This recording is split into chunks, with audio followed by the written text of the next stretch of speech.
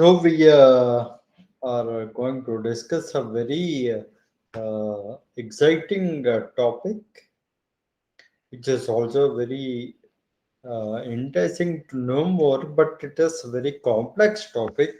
But nevertheless, we have a simple to do topic here.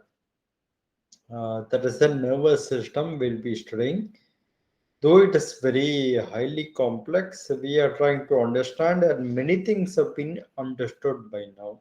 Okay, so uh, nervous system, there are two. Okay, one is the central nervous system, and one is called peripheral nervous system.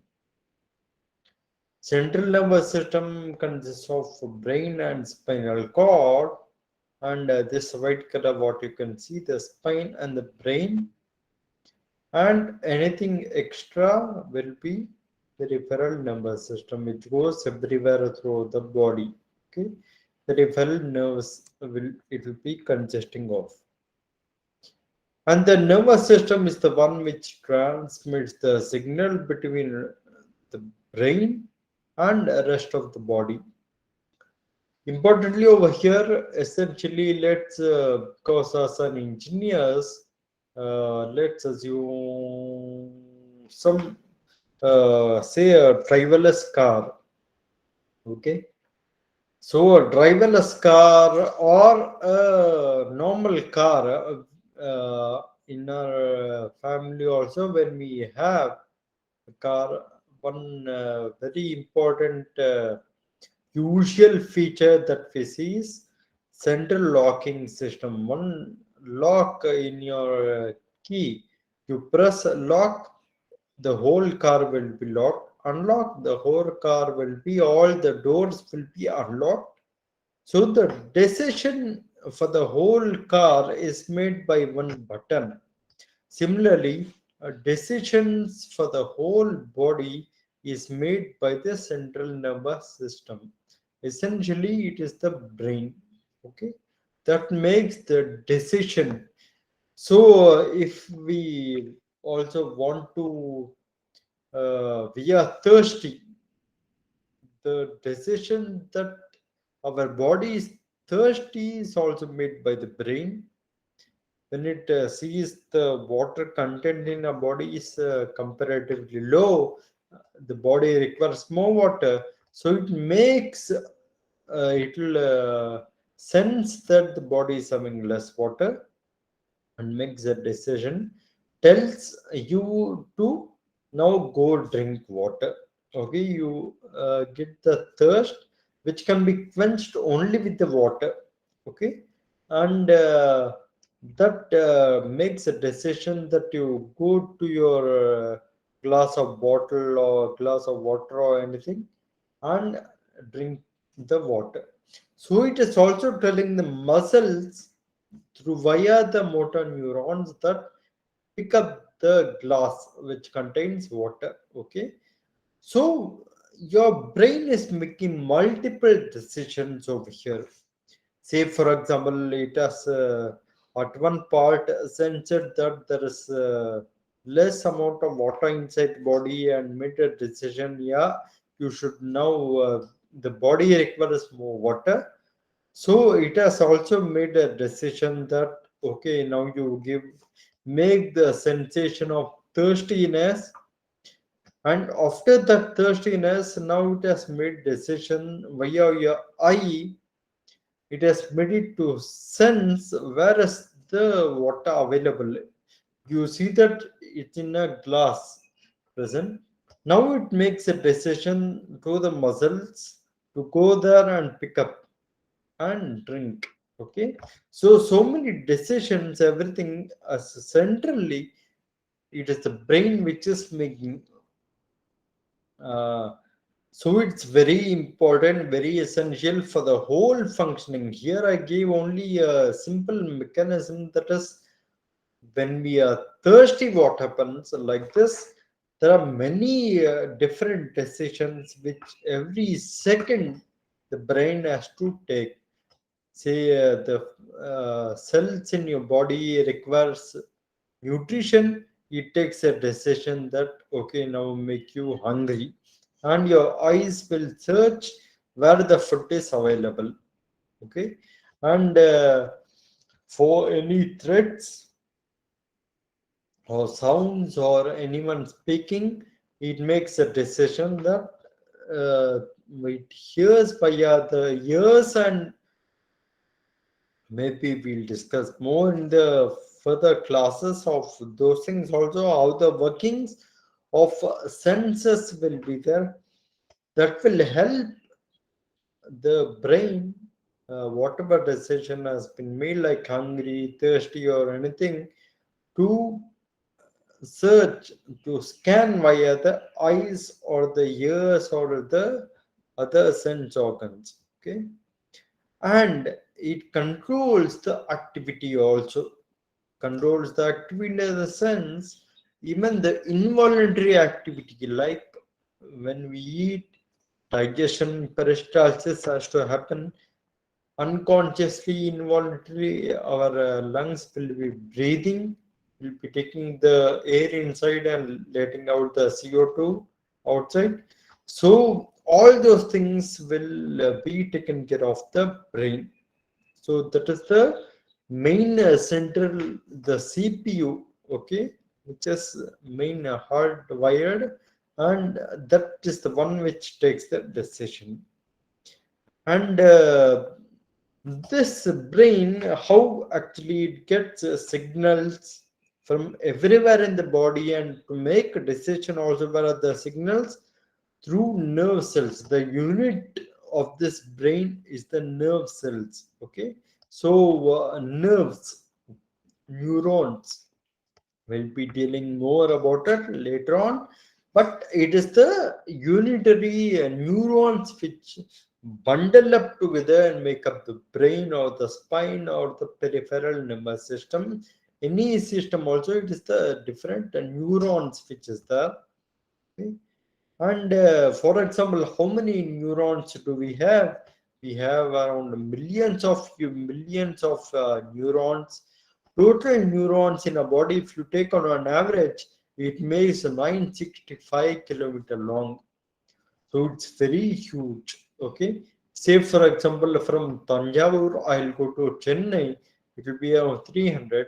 So thrice I will go to Chennai, come back from Chennai to Tanjavur, and again go to Chennai.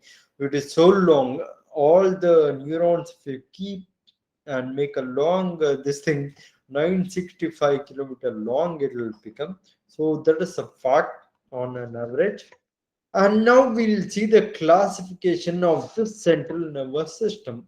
Okay, central nervous system is the brain and the spine, as I told.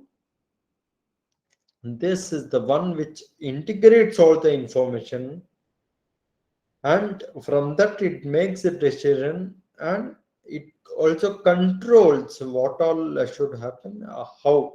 Okay, all the major decisions, like for a country, parliament is the one where policies are made, decisions are made. It is like that. Okay, so whether the Lok Sabha, Rajya Sabha kind of thing, over here it is some more complicated than that. We are yet to understand the complexity, but we have reached threshold and know what all occurs over there. And this central nervous system then gives the decision. It takes in the information and also relays the decision through the peripheral nervous system. Okay. For example, where does it take the information? Because if any decision we have to make, you need information to make a decision on that. Okay. For example, if uh, let's take the test. We all learn, we teach, you learn, and how do I assess to be judgmental that you have acquired this degree? To make a judgment, to make a decision, I will have to test, I will have to take the information of what you have learned.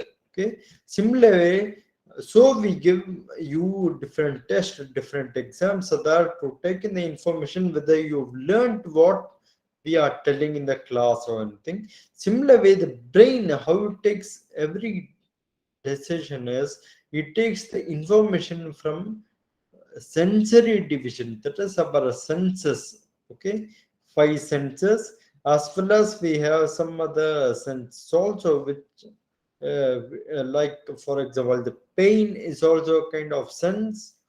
It is telling there is for example if uh, a small this thing, what you call that, bull, which pokes into your leg, and that causes a pain. So your sensory nervous system is taking the telling the information something is poked in the leg.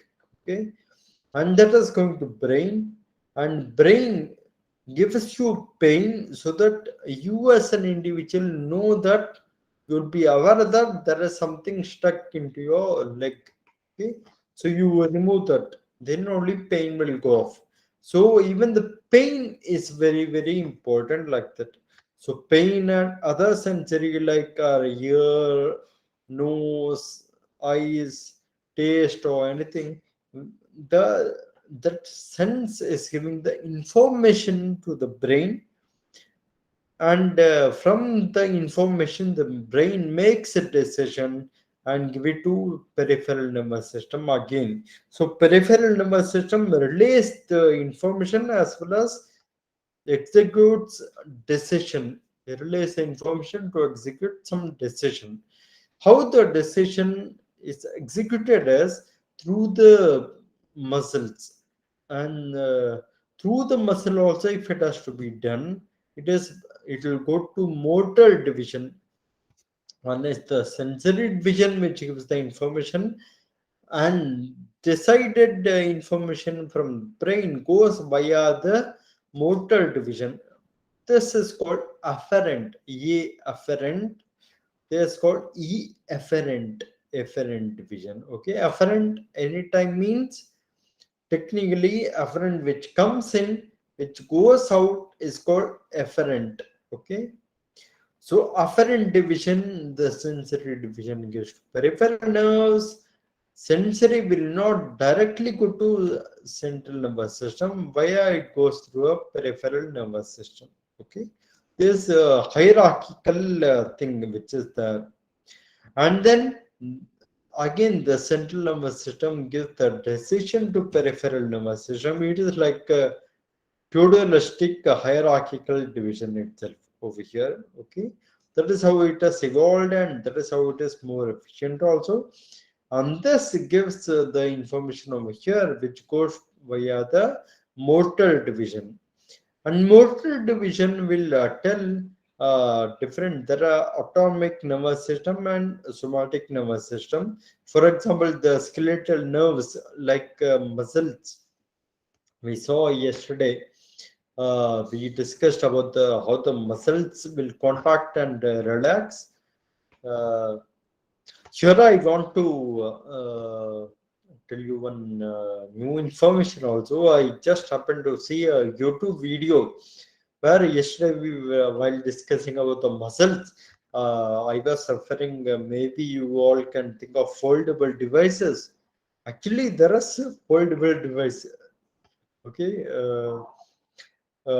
kind of phone or anything, just like paper, it can be folded and you can keep it anywhere. So it will be completely foldable, and how much ever you fold, all the information can be seen. It was by Samsung, which I happened to see, but there could be some other companies also. But it seems the whole next uh, futuristic kind of electronics is flexible electronics. So see, yesterday just by lecture, that idea came, but that is already exists. Okay, and I also learned from one of my colleagues that there are already some very good high level cars. Okay, they are where when you turn the steering, even the light will turn accordingly. Okay, this kind of flexibility, like what we saw yesterday of the muscle cells, where electronic or ionic polymers, they turn accordingly, so you can make flexibility like this. Okay, so the futuristic thought itself is artificial intelligence and flexible devices. So a lot many by inspired things are coming up, and now from the direction I'll come back. So as I told, motor division it goes, which is the efferent division. From here, the decision which was taken by the central nervous system comes through peripheral nerves and comes through motor division. This can be through skeletal muscles, as well as it goes through sympathetic and parasympathetic division, or sympathetic nerves and parasympathetic nerves we call. This is something interesting. uh, I didn't deal on this much, but it's very essential nowadays for you to know that even in cardiac, when we were discussing about the cardiac muscles and heart pumping and all, it is actually controlled by sympathetic and parasympathetic nerves. It is like accelerator. For example, I'll tell you, uh, heart by itself, we have seen the pacemakers can autonomously, they will switch on the action potential, and uh, the rate of pumping is very high. We know the normal rate should be around 80, 120, but that is around 160 or something. Okay, but it is made into 120 by the parasympathetic nerves. Okay, which knows that throughout the body how much of pumping is required, how much of blood is flowing, and to keep a pace, always it will be controlled by sympathetic division or the parasympathetic nerves, and reduce the kind of pumping, okay, to 80, 120, which is normal. But there is also a sympathetic nerves, the sympathetic division. What it does is, it is fight or a flight responses will be activated. What is fight or flight responses? Say you see a predator, okay, say a tiger has come near you. Immediately your body will respond to that. From there it will run away. You will get scared and immediately you run away. Or say, for example, it's a dog which is scaring you. Suddenly, you'll fight, you'll take a stick or anything and hit the dog or something. Okay, when a dog barks at you or something like this, either you run away, then like a dog is a very good example. When the street dog barks at you, you will either take the stick or a stone and hit it, or you will run away from that. Okay, the fight or flight response could be, but immediately there are so many different things which are happening inside your body. In that fraction of a second, we'll not be able to recognize what is happening. You either do a fight or a flight, but your heart rate will be higher at the time. Okay, heart will pump at a higher pace, and that will make the blood flow at a higher pace to all your cells. More energy will be derived in your body, and due to more energy you will be able to fight or you will be able to run.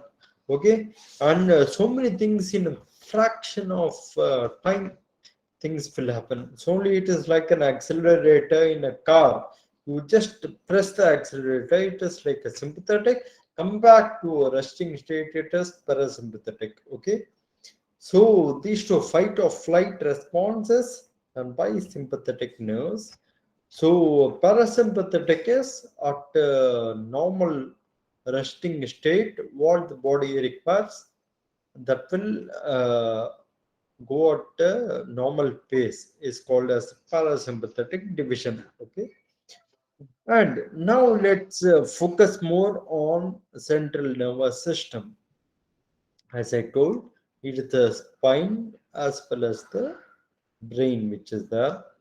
And when we see the spinal or the brain, when you, for example, over here it is shown, this brain is cut over here. Okay, you cut and you take this half, you turn it and just keep it in this view. What it had is, as I told, contains brain and spinal cord. Brain is encased in skull and spinal cord in vertical column. Okay, vertebra we know. In that it is placed at this one, this small one, and here we know the skull. And now, if you cut this brain and you see the view, there are two peripherally it will be containing the gray matter, and inside the brain it will be having the white matter. Okay, so gray and white matter they are divided into. The brain consists of an outer cortex of gray as I told, in area white. Okay, gray is predominantly the gray, which is the outside area, predominantly neurons that Vishnu. Okay, predominantly neuron. The whole brain is of a neurons itself, but the white consists of projections of the neuron. What are these projections? I'll tell you very soon. The forthcoming slides it will be there. I'll tell you. Okay, and for all most of the functions what we undergo daily, either a hunger, some emotions, or some thirsty, or you get angry, or any kind of emotions, it is the brain. It is there. Okay, the brain itself gives. But there are many questions which are unsolved. For example, if you go through the Indian tradition, the books of psychological books of lore, it says that the mind and the brain are totally different. But the nowadays science says that mind is a product of brain signals. So it is here to understand what is mind and how does it work. Mind works. It's a very complex problem. Maybe with the help of computational things, we may be able to solve further these things. Okay. And now I will restrict to how structure, because what we have seen from other organs also in this course is, we first see what is the function of the system, what is the system, and mainly the structure of the system. Because most of the things in biology is how the structure is, function also will be accordingly. The structure, you tweak the structure, then function also will be changed accordingly. It will be changed. Okay. So here we'll see the brain structure. Okay. So brain structure, when you see the spine and the brain, importantly it will be by the skull. It will be uh, skull bone is giving a protection to the brain, and the brain is having this blue color. What you see over here is called as the meninges. Okay, and the spine also you can see the blue color over here. It is the meninges. There is something important because the meninges is the one which actually is protecting the brain after the skull bone. Meninges is acting as a shock absorber. It's very, very important. Not only shock absorber, even the energy for the brain to do its activity is given by this cranial meninges and spinal meninges. Okay, why? Because in meninges it actually has some special things like Durata, Arachno, and Meta, Pia, Meta, and all, but I'm not going to much into it. It contains the cerebrospinal fluid. That is the most important that we should know. Inside this meninges, okay, inside this blue color you have the cerebrospinal fluid, which is just like the circulatory system. Okay, it is very important. I'll tell you the importance of that. And in spine also you have the cerebrospinal fluid or the CNS, CSF, sorry, CSF is present. If there are, for example, any infections in the brain also, what doctor will diagnose is he will take the CSF from the spine from back. They will inject and they will take the cerebrospinal fluid for testing if there is some infection or something wrong in the brain. Okay, and some of the facts, for example, is adult human brain weighs around 1.2 to 1.4 kilograms. Okay, it is the main thing for, as I told, for all the controlling the functions of the whole organism, and it has around 75% water and 20% oxygen. So just see, from breathing, 20% is major thing, a very dominant thing goes to brain, okay, central nervous system. So that if, when oxygen goes to central nervous system, you can from this imagine how important the brain is. Why? Because it is very energy intensive.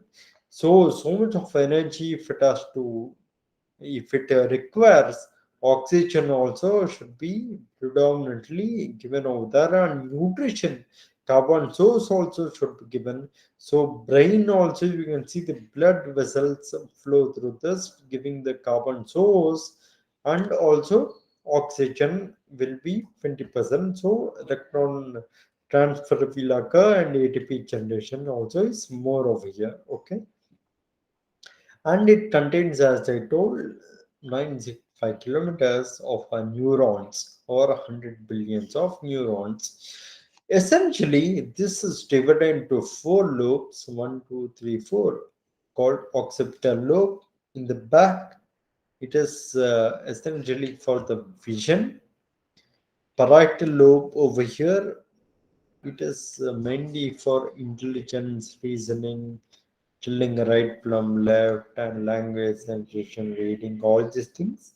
The activity takes place in this spatial structured loop, and in the forefront you have the frontal lobe, which is very important for locomotion, which is important for intelligence, reasoning, your behavior, and also memory, and it shows the whole personality. When you get anger, when you are happy or anything, personality. And you have the temporal lobe over here in the middle, which is very important for the speech, behavior, memory, hearing, vision, and other emotions. Apart from the lobes, four lobes, you also have the cerebellum, which is here, uh, very, very important again. That is for balance, coordination, muscle control, everything will happen over here. And you have the brain stem which goes to spine, and here it's important, it senses the pressure. For example, I told in the previous classes that even how much of heart rate has to be there. So that will be controlled over here in the brain stem. So heartbeats following everything will be controlled over here. So essentially different parts of the brain control everything, but they are the ones which decides and transmits to peripheral nervous system. Okay. And over here I told cerebrospinal fluid, just a comparison with the blood. When you make the water content is high than the blood, protein content is very very low in the CSF as compared to blood. Blood will have lot proteins. Why? Because it has to go to all cells and also give the proteins and collect some metabolic proteins or anything, and that will be distributed. But in the brain it need not take them. Okay.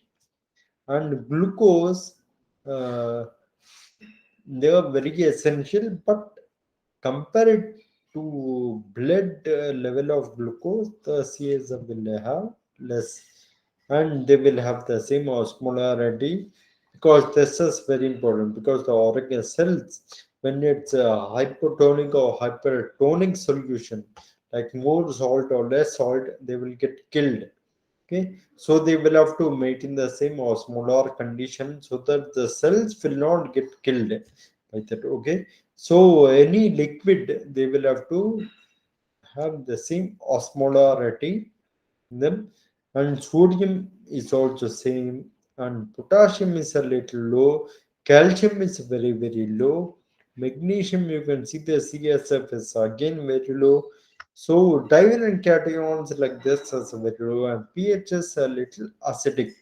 Calcium chloride is a little more, because they are all very important for electricity, fluorine ions, all these things.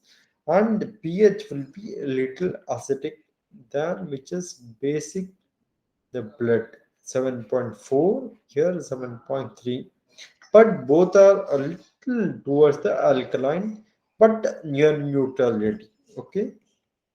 And what are the functions of the CSF, cerebrospinal fluid? Is they provide buoyancy, so the brain is kept over there itself. They protect the brain because I told they act as a shock absorber.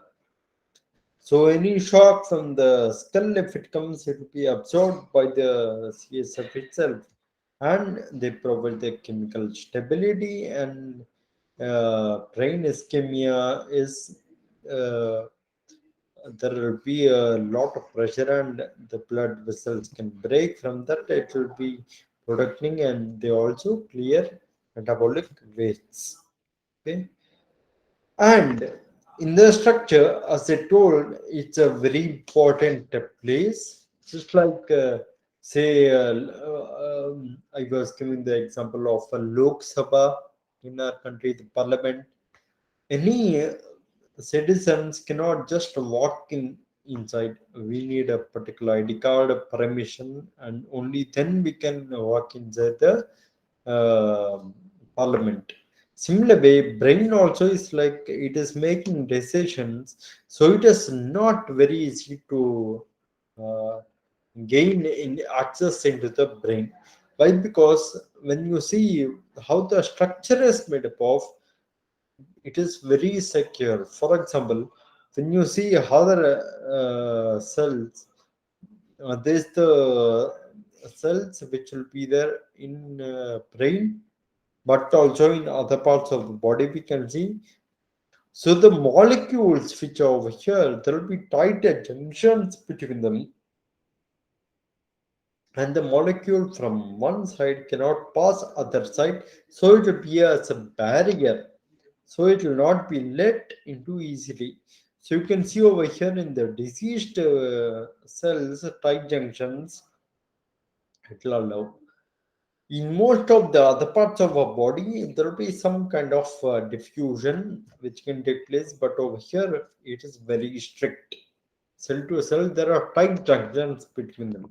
Okay, not only the tight junctions, for example, there is a concept called pinocytosis, where the cell, which the cell will take in some molecule and just pinch it off and take it inside.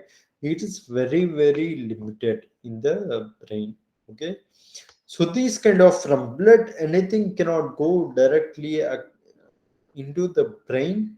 It needs a high level of it will be filtered. For example, even when you see tissue, okay, cell tissue, there will be lot of pores inside them.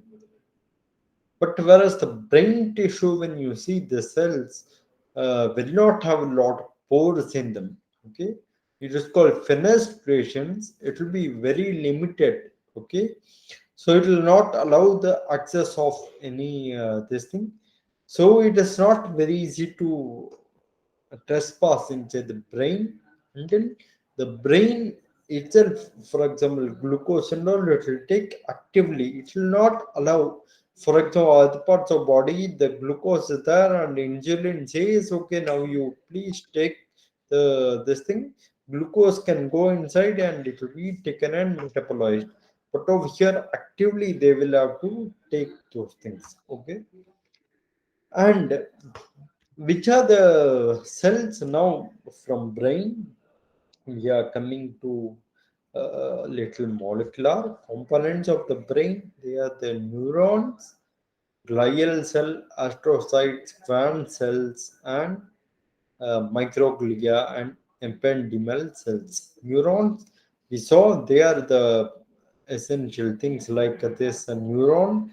Okay, from here till here, from here till here is a neuron that will receive the signal and give it, transmit the signal accordingly.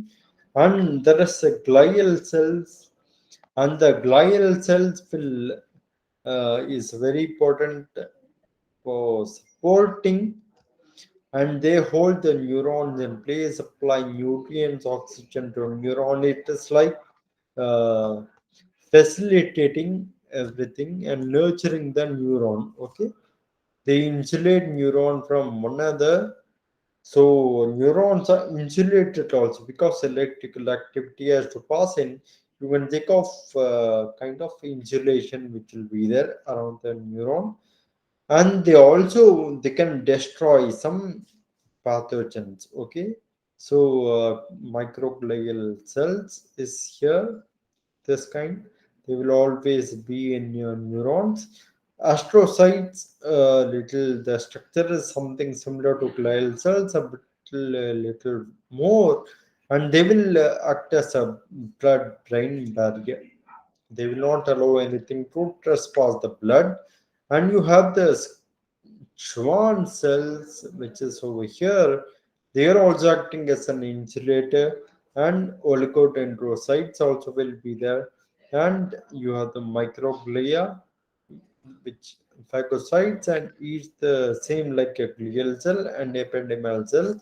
These are extra cells which will be there, which are also giving the rise to other sub. They are supporting the neurons essentially. Okay, so there are different types of neurons. Uh, Main category we can categorize them as sensory neurons, motor neurons, and interneurons. The sensory neurons, they are the afferent one, afferent, okay, afferent, and motor neurons are the efferent, efferent, which gives. So this afferent sensory neurons are from the eyes, from the senses, five senses which we have. From that sensory, even including pain, all these things, they are the one which gives the information to the brain, and they go through the interneurons, which carries the information, and after the brain decides, the decision is carried by the motor neurons or the efferent ones. They will receive the signal that this has to be executed, and thus it will go to the muscle. For example, over here, you let's say this very hot kind of thing. Touch it, said it is very hot. So afferent, the sensory neuron has taken it as a very hot, give the message to the brain, to the through the interneurons, through the central nervous system, the brain. And from there, again through the CNS, it made a decision you have to remove the hand. But normally it is called as impulse over there. Sometimes it may not go via the brain, but message will be sent to the brain. And for other things also, it is very important. Uh, like for example, other decisions like you're thirsty or anything, and finding water, which example I gave, and it will come back through the motor neurons and tell the muscles, okay, now you pick up the glass of water and you, or here if it is hot, you take out your hands, kind of thing. Okay, these are the three different kinds of neuronal systems, neurons which we have. Okay, so I'll stop here. We'll continue next in the next class. Till here, do anyone have any questions or will be happy to answer you?